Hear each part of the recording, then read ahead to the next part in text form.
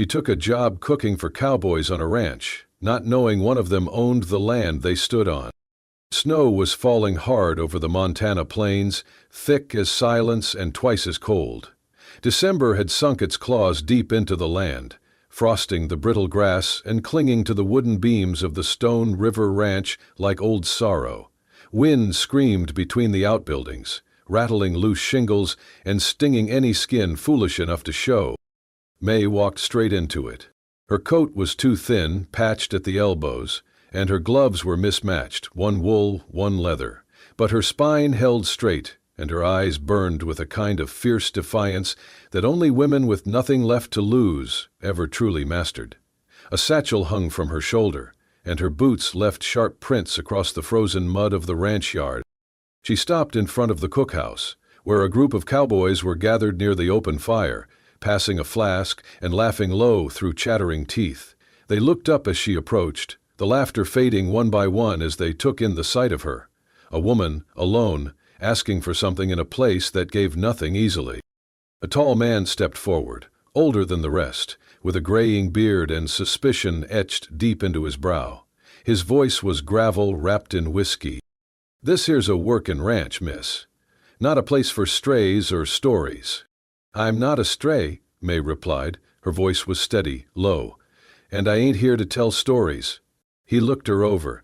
"We ain't got use for trouble, or liars, or girls who think they can sweet-talk their way out of the cold." May's jaw set. "I ain't here to sweet-talk neither." Another man, thicker, meaner in the eyes, spat on the ground. "She looks like she come from a saloon kitchen, if not the back room." That brought a ripple of crude laughter. The first man raised a hand to silence it. He stepped forward until they were nose to nose. "Well, what do you want?" May met his stare without blinking. "I can cook," she said, voice like flint. "I've worked cast iron over fire, skinned game, made sourdough in snowstorms and soup out of bones. I can feed your men with what's left in the barrel and make 'em say thank you after." There was a pause. The fire cracked behind them. "Where you come from?" he asked. May didn't answer. He leaned in closer. "This ain't no place for secrets." She lifted her chin. "I know how to cook, and I'm not turning back." The man studied her a moment longer. Then he stepped aside and nodded toward the cookhouse. "We got 36 men through winter and no proper meals in 2 days. Stove's in there. You want the job, prove it by morning." May didn't flinch.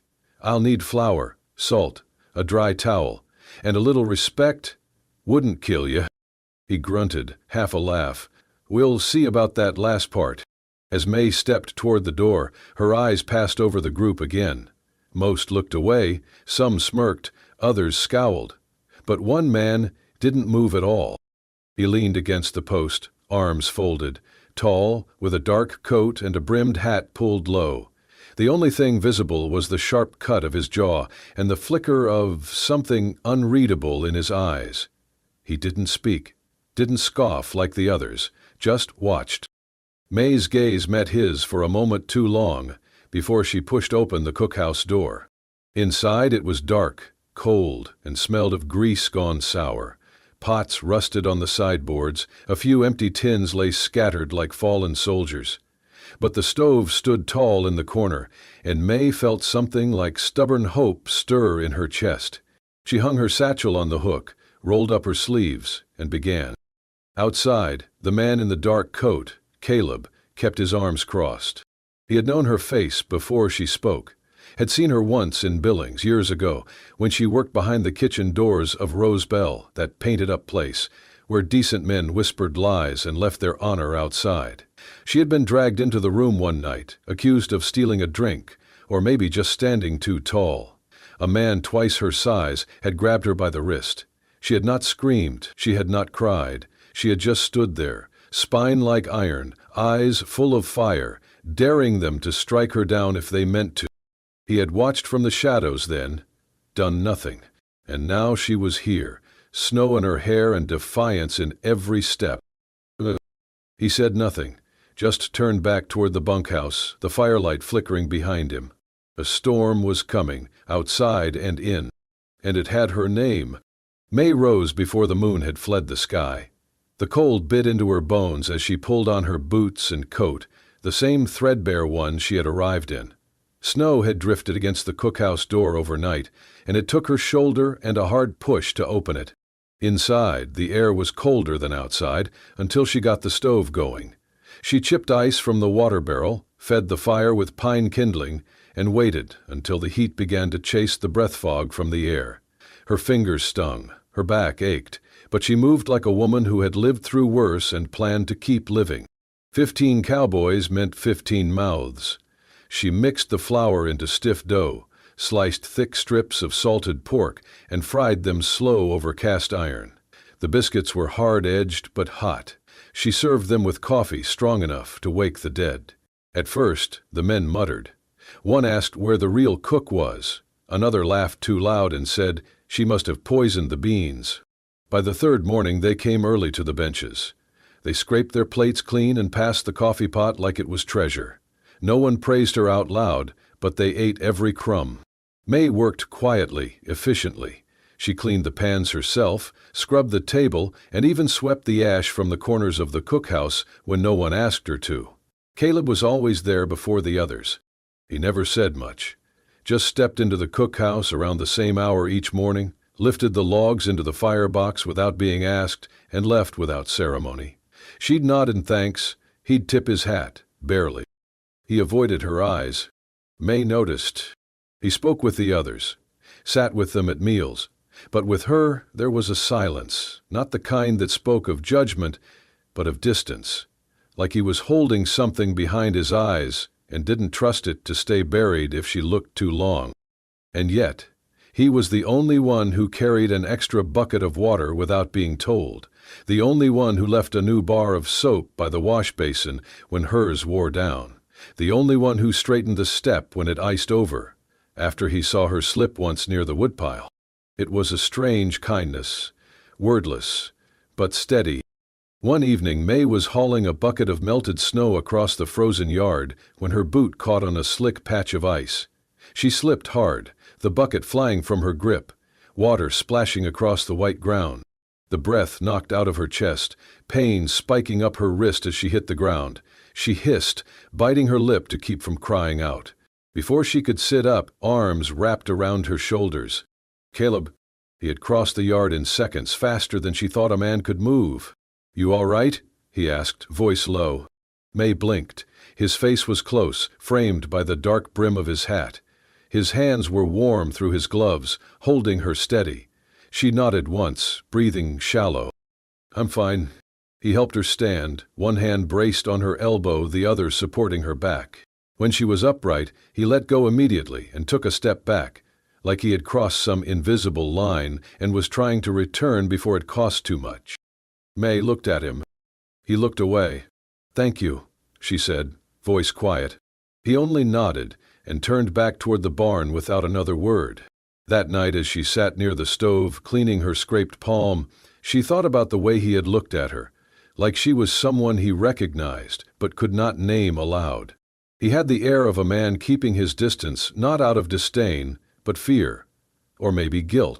May had known many kinds of silence in her life. Caleb's silence was different, and she could not help but wonder what it was he was afraid to say. It started with a whisper. Red Callahan, a brash young cowboy with a sharp tongue and a thirst for trouble, had ridden into town 3 days prior for supplies. When he came back, his saddlebags were heavy with flour and beans, but his mouth was heavier still. He waited until supper, when the fire crackled and the men had full bellies, before he leaned back on his elbows and said it like a joke, but with poison on the edges. "I seen her before," he said, nodding toward the cookhouse where May worked alone. "Back in Billings, at the Rose Bell." The name settled over the camp like ash. Everyone knew the Rose Bell, a brothel that posed as a saloon sitting just off Main, with velvet curtains, cheap whiskey, and girls who smiled whether they wanted to or not. Red smiled wide, his teeth yellowed. She wore an apron then, too, always smelled of sage and smoke. She was the cook, sure, but you know how them girls get pulled upstairs once the whiskey runs low. The men chuckled, some uncomfortably, others with that cruel ease born of boredom and bitter winters. No one questioned Red, not really. They just let the words take root. May didn't hear it that night, but she felt it the next morning. The cowboys filed into breakfast slower than usual. They didn't meet her eyes. The usual clatter of metal and voices was muted. One man coughed, muttered something under his breath. Another set his plate down near the door, not at the table. They were polite, but they were no longer kind. And May knew. She knew that look, the sideways glances, the lowered voices, the way good men became strangers once they thought they knew a piece of your past. He did not say a word. She stirred the beans, sliced the bacon, served the coffee. Her hands worked the same rhythm, but her shoulders had stiffened. The smile she sometimes wore, thin but real, was gone. Her eyes stayed low. At noon, no one sat beside her near the fire. At dusk, no one asked if she needed help with the water buckets. And yet, she said nothing. Because what could she say? She had worked at Rosebell. She had cooked meals, not sold herself. But that distinction rarely mattered to the kind of men who looked at women like her and only saw one thing. May had learned long ago that defending yourself too hard only made you seem guiltier. Let them talk. She had survived worse. But Caleb had heard it too. He had not laughed when Red made his comments. He had not looked amused or curious. He had gone silent, staring into the fire, like it might explain something he had long been struggling with. And when, that afternoon, Red made another crude remark, something about leftover girls and leftover stew, Caleb moved. No warning, no raised voice. Just a hard, fast punch that cracked against Red's jaw like thunder. Red hit the ground hard, spitting blood, stunned. "What the hell is wrong with you?" he shouted, holding his face. Caleb said nothing. He stood over Red for a breath, fists clenched, chest heaving. Then he turned and walked away, not speaking, not looking at anyone, including May, who had seen the whole thing from the shadow of the cookhouse door. That night snow began to fall, soft and steady, like ash from a high place. May stayed up later than usual. The kitchen was clean, the stove banked low, but she sat near the warmth, her fingers tight around a chipped mug of tea she had saved from her own wages. She didn't know what to make of what she had seen. Why had Caleb hit Red? Why now? Why not say something to her? She wasn't sure if it was pity, or guilt, or something else she dared not name. The knock came just past 10. Soft, barely there. May stood slowly, heart tight in her chest, and opened the door. There was no one outside, just the snow and a small basket on the stoop. Inside, a dozen brown eggs, still warm from the hen, a sack of cornmeal wrapped in cloth, tied tight with rough twine. No note, no name. But she knew. The eggs were from the roost near the barn, Caleb's chore always. The cornmeal bore the mark of the town general store, the same trip Red had returned from. Caleb had gone too. May knelt in the doorway, brushing a flake of snow from the edge of the basket. Her breath came out in clouds. The wind didn't bite as hard as before. She picked it up, cradled it close, and stepped back inside. For the first time in days, she let herself smile. Just a little. She didn't understand him, not yet. But maybe she didn't have to. Not tonight. Tonight, someone had remembered her worth, quietly, without demand. And that was enough. The fire had long since gone out, but Caleb could not sleep. He lay on his cot in the bunkhouse, eyes open to the dark, listening to the wind thread through the gaps in the wall like a whispered warning. Outside, snow drifted over the plains, soft and soundless, but inside his chest, memory burned like a brand. He could still see her 3 years ago, at the Rose Bell in Billings. That night had never left him. They had gone to celebrate, his friends, raucous and loud, drunk on whiskey and the thrill of closing a land deal with men twice their age. Caleb had not wanted to go, but he was young then, quieter than he is now, and it had been easier to nod than argue. He remembered the heavy perfume, the stale air of bourbon and sweat, and he remembered her. She had not looked like the others. No bright lipstick, no hungry smile. She wore an apron, her hair pulled back in a practical twist. She carried a tray of drinks with quiet focus, weaving between tables like she was trying not to be seen. But then the floor had been wet, and she slipped. The tray crashed. Liquor spilled. One of the older men, some big-name merchant, had roared with rage. "You filthy saloon tramp," the man spat. "Think dressing like a lady makes you one?" Another man grabbed the strings of her apron and yanked. She staggered. Her hands shook, but she straightened. Her eyes, he never forgot her eyes, looked right at them, unflinching, defiant. And he did nothing. Caleb had stood there, his fists clenched, his mouth full of sand. He was 23, just old enough to know what was right and too cowardly to do it. He saw her then. He remembered her now. The same woman who now rose at dawn to cook meals for men who wouldn't meet her gaze, who scrubbed the cookhouse with aching hands, who never asked for thanks. Caleb sat up, swung his legs over the side of the cot. The wood was cold beneath his feet. He pulled on his coat, stepped into the wind. He walked slowly across the snow-covered yard toward the cookhouse. The light inside was dim but still glowing. He knew she stayed up late, fixing what could be mended, salvaging what others would throw away.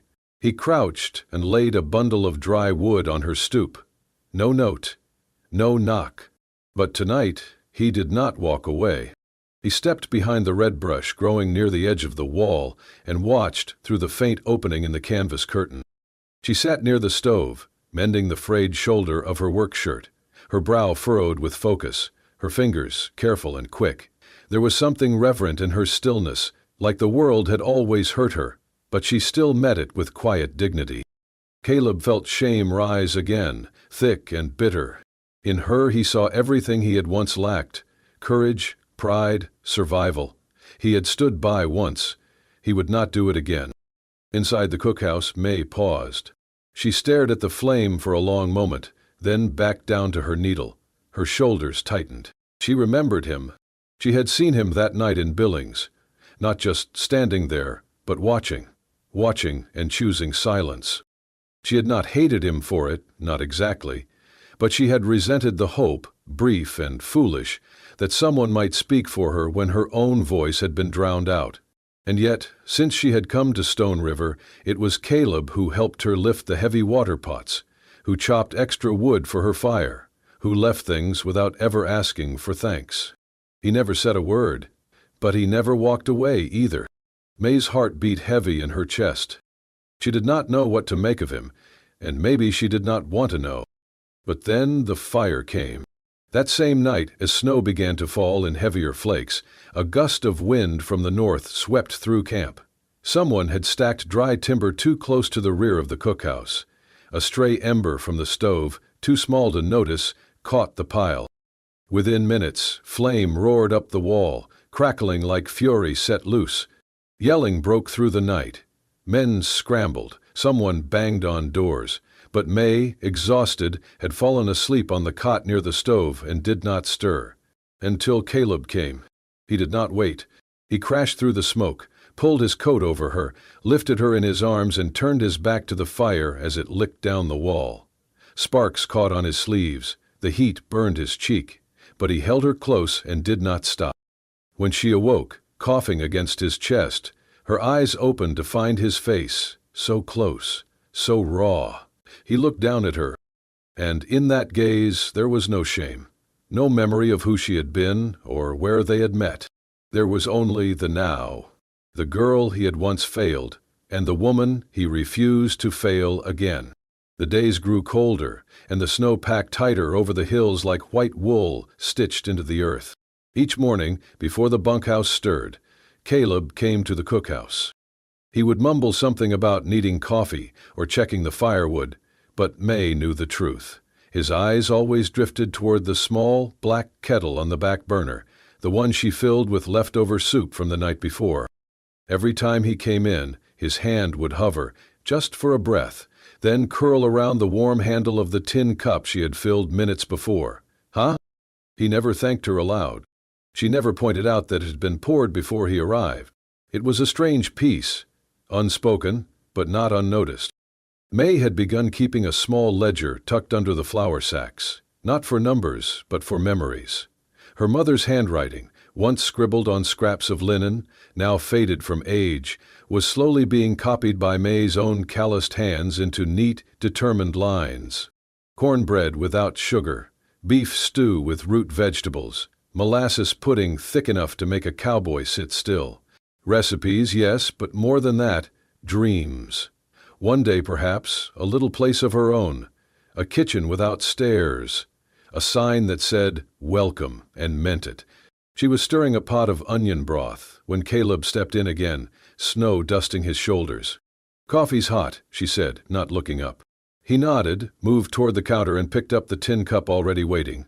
Steam curled from the rim. He sipped, quietly.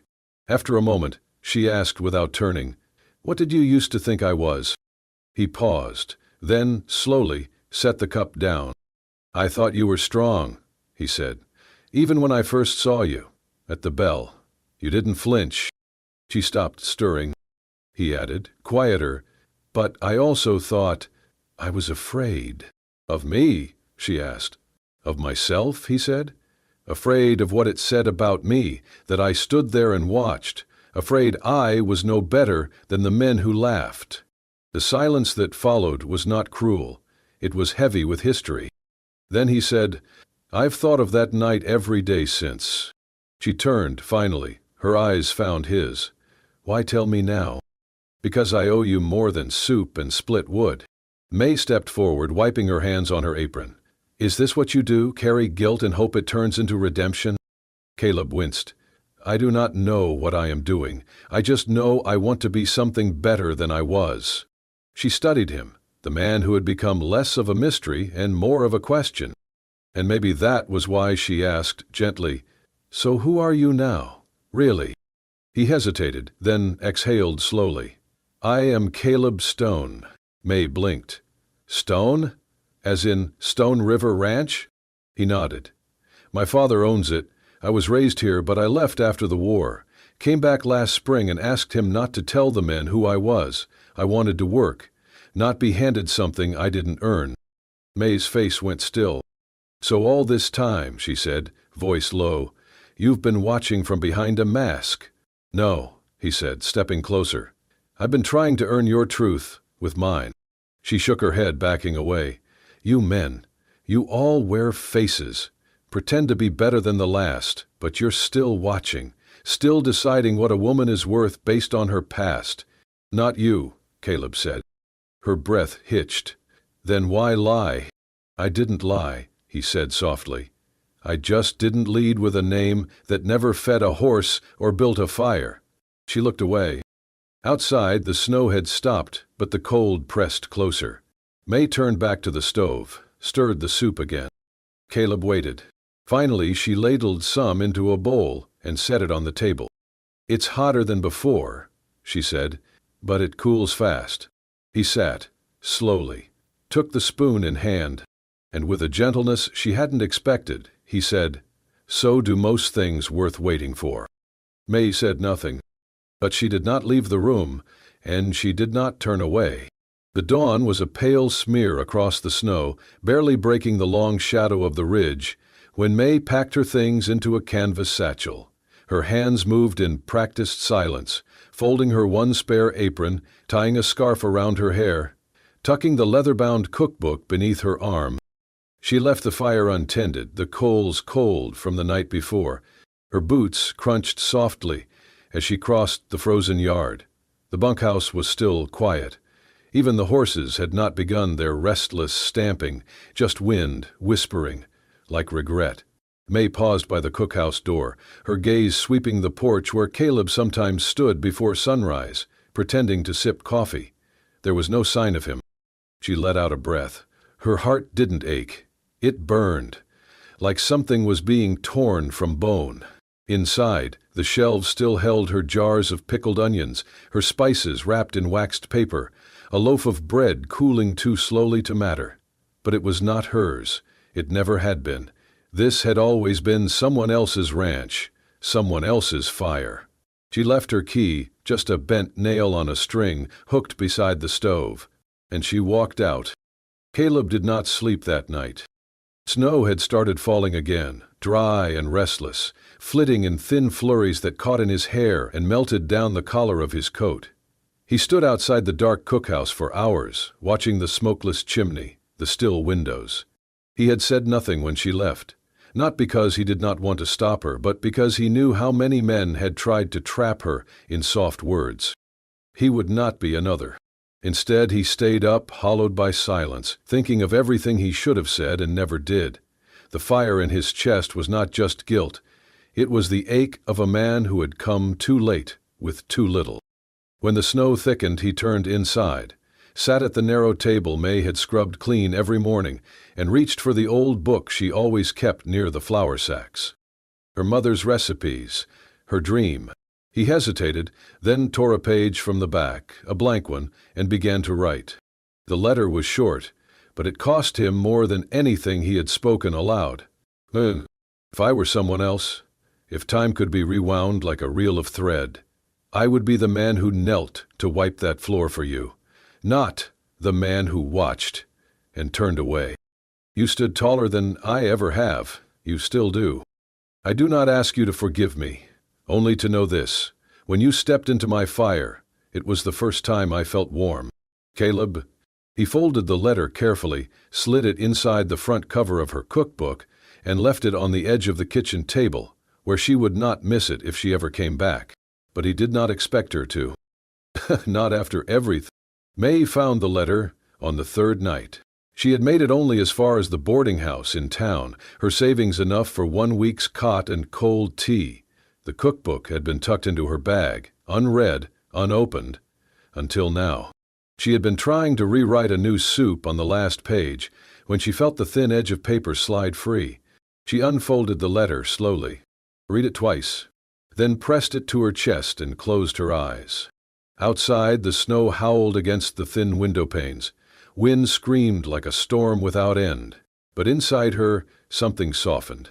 Not the pain, that would take time, but the belief that maybe, just maybe, not every man was too late. Some just needed a fire they could not ignore. The sun spilled gold over the Montana plains, soft and slow, warming the wood beams of a small building nestled beside the old trail, once used by cattle drives, now leading to something gentler. A carved sign swayed above the door in the breeze. May's Table. The front porch was wide, with benches where old cowboys smoked their pipes and kids giggled over biscuits with jam. Inside, the air always smelled like cinnamon and smoked pork, and the walls held shelves of books and jars of preserves.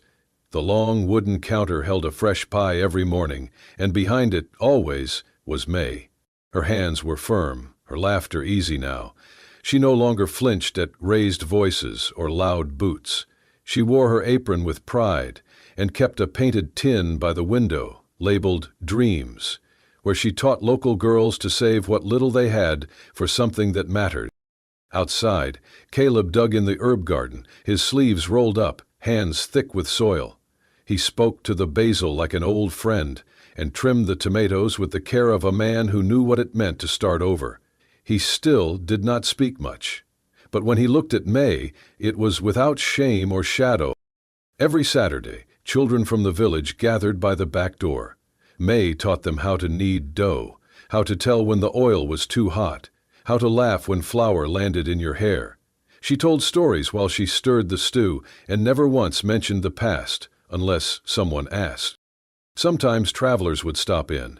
A stranger, catching wind of the place, would lean across the counter and ask, "Ma'am, you sure do cook like you've been doing this forever. Where'd you learn?"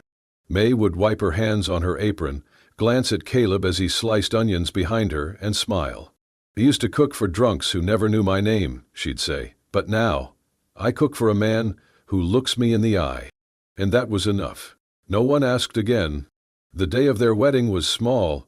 The meadow was quiet, lit by late spring sun, wildflowers nodding in the breeze. May wore a dress she had sewn herself, nothing fancy, just cream linen and a blue ribbon Caleb had found washed up in an old drawer. He wore his best shirt and his quiet smile. They stood beneath a crooked oak, with 2 witnesses and a preacher who barely cleared his throat. But the Wang moment lingered longer than any sermon. At the end, Caleb reached into his coat pocket and pulled out a handkerchief. Not lace, not silk, just soft cotton, embroidered with one word in faded red thread. Forgiven. He tied it gently around May's wrist, like a vow that needed no voice. She looked up at him, her eyes bright with something that had nothing to do with tears. "Thank you," she whispered. He shook his head. "No," he said. "Thank you for staying when I gave you every reason not to." They turned together toward the trail, hand in hand, sunlight catching the embroidery on her wrist. They had no need to run anymore. They had built something that could not be burned, not by fire, not by shame, not even by memory. And that was the beginning of everything. Thank you for joining us on this journey, through the smoke of old kitchens, the silence of regret, and the quiet grace of redemption.